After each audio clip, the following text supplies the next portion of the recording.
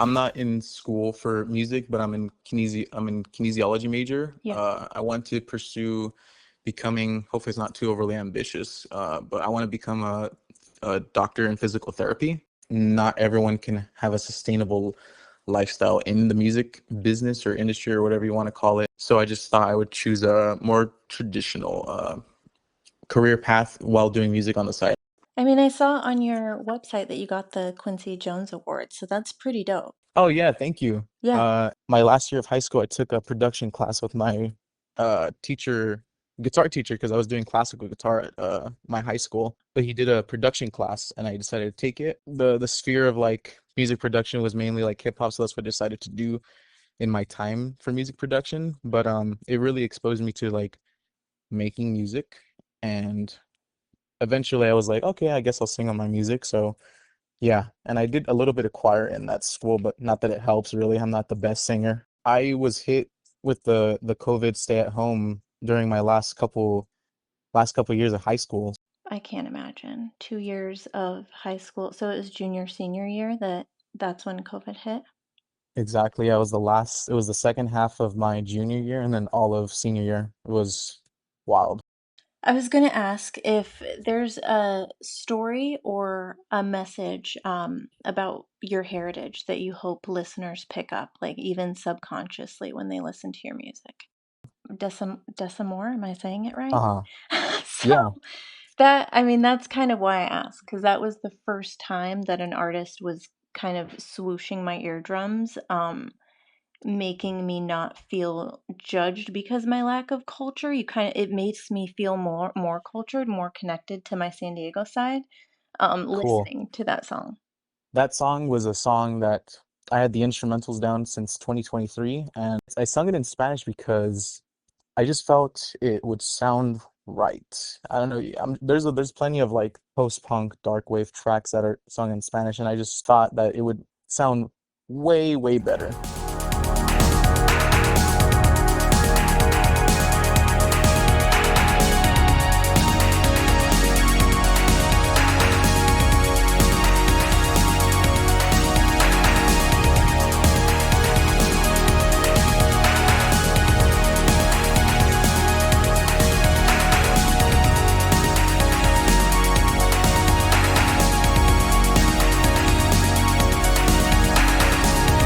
Despierta amor, dame su calor, a calmar su dolor. Así me encanta, solo contigo, bailarina privada. Ay, qué hermosa, su piel es tan clara y tersa. Soy en desamor, sin su amor. Se me pone calor al compartir su amor. Nada me importa mientras. My fiance is kind of just like my muse, so I always just kind of the songs are, I would say, a lot about her.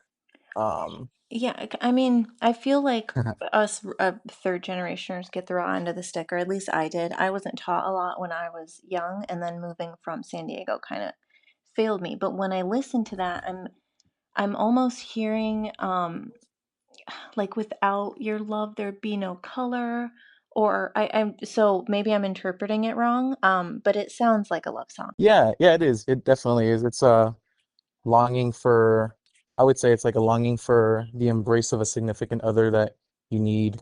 And it's nothing else matters unless you're when you're with that person type of thing. How long have you guys been together? This year it's 7 years. That is so exciting. Well, congrats. That Thank you. that's awesome.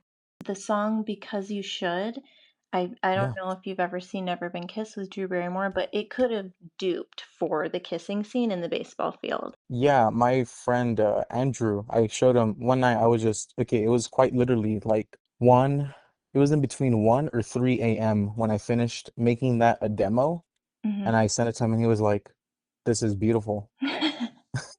It But is. it's like I'm split on Stargazer because as that was my first release, and even my other previous releases that aren't anything below preserved grooves. I love them. I want to take them off and re-upload them because I've gotten way better at production, I feel, at mixing and getting my tracks release ready. Always Stargazer will have a special place in my heart, and I look forward to the day I re-release it and it sounds way better and possibly with vocals as well. I just don't know how to gauge that.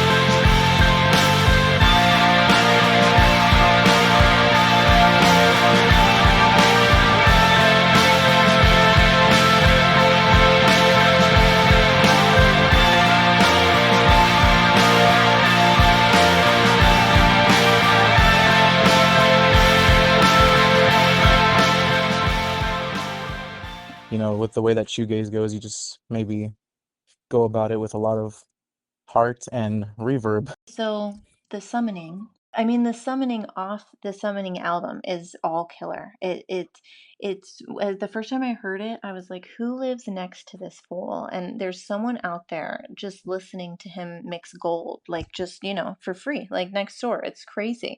I really appreciate that. I rarely get comments on the summoning, and I actually turned that song in a very bare bones version of it, albeit as an assignment for my production class.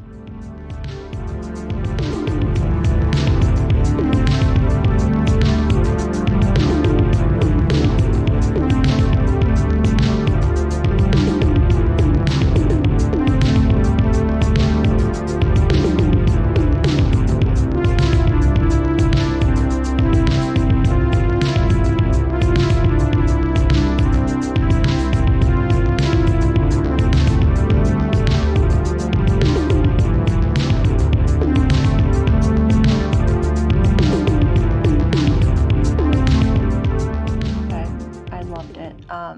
And it's not easy for me to come by a track that gets boring after a while, or that I don't want to fast forward through or skip ahead, just to the next track, and that it's just killer. It's hard to think back of the way I used to do it because I have like a whole system now. It usually starts off with me playing with synthesizers on Logic or my own synthesizer. Then comes the drums, and then the layering comes after. The single from 2004, I Will Wait For You, it seems almost 60s inspired. Like I love it. But I'm wondering what made you go the indie rock route. Actually, the for I Will Wait For You, that was I made that song after a trip from Oregon, so I just felt it kind of I was like exposed to a lot of and it was snowing in uh Oregon and it was nice just walking uh just taking in all the nature. We went to like a couple waterfall area, rapids, river rapid areas and just I don't know, came back home. I set up my karaoke mic uh into my into my DAW and I just recorded that and then I was like maybe I'll sing on it and then yeah. We used to play our game. We stuck together, then I saw you fade away. But you know, I'll wait for you. We had our plans all made. Gonna move upstate. See the Alpine Lake. The snow is falling. Oh, how I wish you stayed. But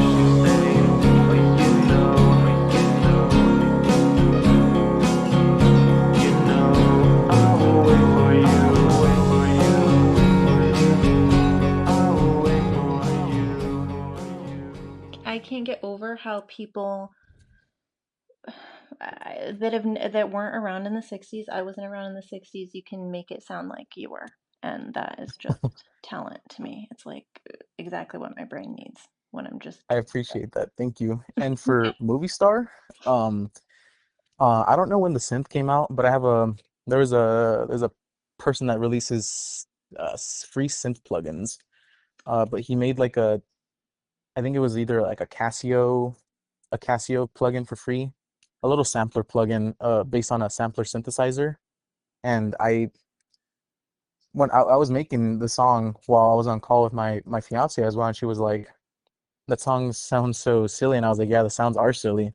I made that song. I was doing the keys first. I had a sampler of the Lin drum. I made a freaky little pattern for that like a chorus part. But yeah, it was just noodling on the synth. My friend Andrew likes to say like some songs that I make, he's like, it's got that childlike wonder. I was like, all right, cool. Like in The Wedding Singer. Like it should have been brought to my attention yesterday. I discovered it too late, but that's fine.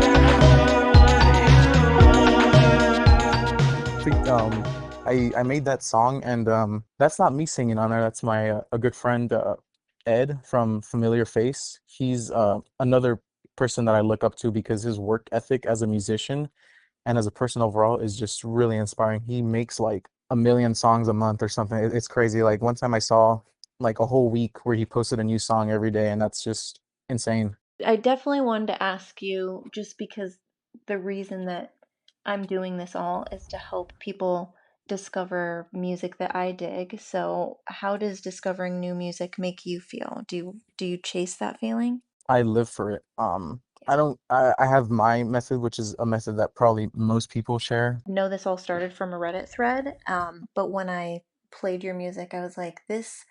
I mean, I've seen headliners in Vegas. You could have swapped out sets for them. I mean, I so really appreciate that. And I really appreciate you being like a person that's open to new music and being an open platform to people for people to just give like a little story. I'm really appreciative for the things that for the platform that you've opened up and your open-mindedness to new music is what I'm trying to say. absolutely no, and thank you for the compliment. This is a platform for the musician to be a person as opposed to being a salesman trying to Yes, sell you their music. yeah, that's actually a great way to put it. Yes, when people aren't relatable or aren't personable or don't Hmm. recognize that their fans are the reason that they are where they are, it kind of does them a disservice. So it's really humbling to me to hear you not only passionate about making music, but even thanking me for calling you and talking to you about it, because of course. So, Thank you. Have a great afternoon or evening. yes, yes, you too.